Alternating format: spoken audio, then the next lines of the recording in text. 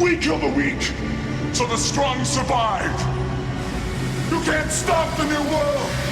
Your filthy society will never get rid of people like us. It's breeding them. We are the future! No, your history.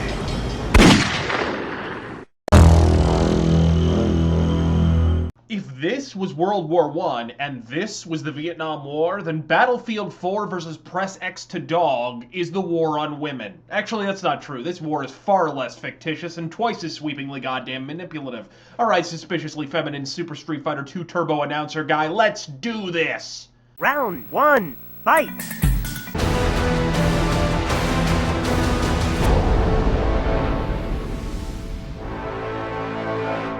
It's never the rosiest of portents when the player is prompted to download an update on day one, but a belugal man-tittied sea beast like this, 106 fucking megabytes? For perspective, Battlefield 4's day one update tips the scales at a thunderous 6 entire megabytes, so what a neon pink fuck are you smuggling in this goddamn thing? The Elephant Man's corpse, nuclear launch codes, the game over thinker's bib? Look, if your game requires an additional 106 megabytes of data to achieve the state of pixelated, janky-ass quasi-completion we were all treated to with Call of Duty Ghosts, here's a card for the suggestion box.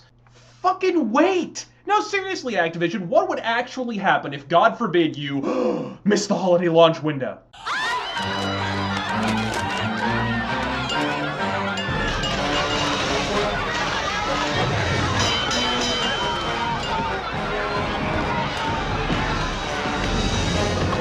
It's fucking Call of Duty, guys. These games sell like fucking groceries regardless. If Grand Theft Auto 5 could be the 12th highest grossing game in history with a September launch, are you seriously telling me if your ship doesn't set sail by January, it's a coral reef by February? Every line of code in Call of Duty Ghosts positively shrieks that it was rushed to market. From the jerky animations to the samey locales to the graphics that could easily be confused for an original Xbox title, this game is a profane, venal expression of corporate pressure to launch within a given time window, and not one element of play hasn't suffered for it profoundly. Compounding the pervasive developmental lethargy is the fact that the post-apocalyptic byways of Hollywood, California circa 2027 look an awful lot like the Afghanistan of the present. We're already well aware that Infinity Ward has reused textures, meshes, and even animations from previous games, but what will immediately raise a brow are its burn victim good looks. Look away, I'm hideous.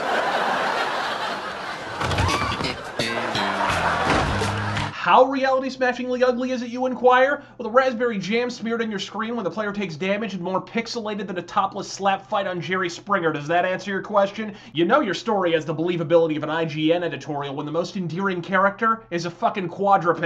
And with canine controls like these, he'd better have a glowing personality. Sure, you've got nano-cybo, apocrypho-kinetic bullshit spot-welded to your brainstem, electrodes lodged in your nuts, and a remote control jammed up your ass, but that doesn't mean you should have the maneuverable prowess of a cast iron bathtub, Fido. And frankly, the dog presents what is perhaps the single most flagrantly fucking missed opportunity in this entire game. In the hands of a competent developer with a release schedule in excess of 15 ever-loving minutes, just imagine the gameplay applications of an ability which allows the player to switch to a less visible yet equally lethal canine companion on the fly. The possibilities for divergent playstyles are frickin' endless. Even the most trite A to B slide rule linear generic bad guy factory, no matter how slathered in sepia, would instantly be transformed into a tactically oriented ninja's playground with gameplay variables too numerous to conceive. Inconceivable! No one playthrough would be anything like the one that preceded it. In the hands of Infinity Ward, compulsory Fido set piece commence. Bark to arouse suspicion of wily brown folk. Mange unsaid brown people's carotid.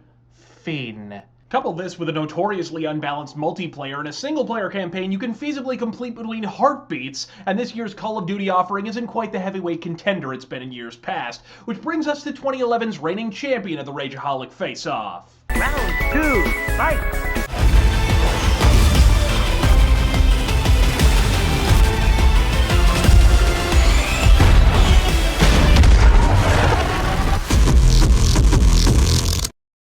Let's put the obvious front and center, folks. On the visual front, Battlefield 4 motherfucking decimates Call of Duty Ghosts, particularly Activision's last-gen hatchet jobs, which frankly feel like they were completed in a single afternoon. But Battlefield 4 needs all the gaudy visuals it can salvage from J.J. Abrams' cutting room floor as a way of keeping your eyes occupied, because your ears will be busy erupting into fountainous spigots of blood after being subjected to this dated-ass, dubstep-drenched audio goat-fuck they call a soundtrack. And gunplay in Ghosts ain't even in the same fucking weight class as Battlefield 4. With the exception of the odd wonky hitbox, the mere act of firing your gun is eminently sharper, more satisfying, fluid, and responsive, punctuated further by the game's far more believable enemy animations. Comparing the lifelike, spry adversaries of Banality to the jerky, prefab, third-grade claymation school assignment that is enemy movement in Call of Duty Ghosts is enough to make you weep for the state of the entire modern video game industry. It's just a shame the enemy's seamless movement is fastened to a skull that's emptier than the Xbox One's game library. At what point did the emerging science of AI programming go from being built around high-minded concepts like simulated hearing and movement recognition, branching and randomized patrol patterns, and individualized approaches to combat situations? Oh shit! Oh, you're the new guy, right? From the big city, right? To being easily summed up by the words, "Oh shit, good guys be here, time to crouch behind cover and throw grenades literally forever." I've seen 12-year-olds write programming loops in QBasic with greater diversity and depth. That said, while the companion AI is far from Harvard-bound, the rudimentary squad mechanics and storyline convey a borderline sincere appreciation for the personal human dynamic of an elite military squad. Yet even at its best possible moment, Battlefield 4's squad mechanics still feel like a 15th-rate ripoff of Rainbow Six Vegas, and I think we're all beginning to weary of the same old firearms and the same old bunkers fired by the same old coterie of one-note ethnic stereotypes. But I don't actually blame DICE or Infinity Ward for this. Rageaholics, it's half past time to address a very grim eventuality. In the same way that World War II, after being commercially exploited in every conceivable configuration imaginable, began to stifle creativity and suffocate market variety in the early 2000s, I believe we've gone about as far as the modern-day near-future premise is going to take us. And in the same way that Battlefield 3 and Call of Duty 4's success illustrated that those series' formula was no less potent without the visual trappings of the 1940s,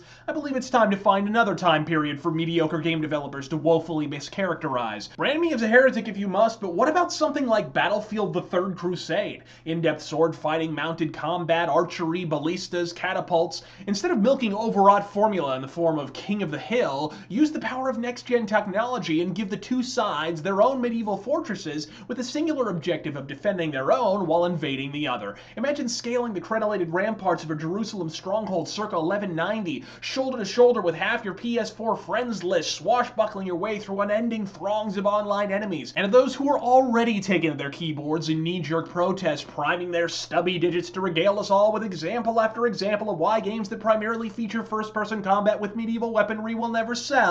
My good friend Skyrim would like a word with you. Well, I'm not suggesting that you should mortgage the entire farm on rebranding the entire series as Call of Privy, but, a spin-off utilizing the Frostbite 3 engine and EA's copious advertising budget, it could be the precise variety of leeching the medieval horse doctor ordered. As for the face-off, it ain't even a contest. Battlefield 4 absolutely massacres Call of Duty Ghosts and defiles the fucking remains in the aftermath. Activision, seasons change, okay? You can't win every single at bat with a fastball. Time to call for the slider, pal. I'm Razor Fist. God fucking speed.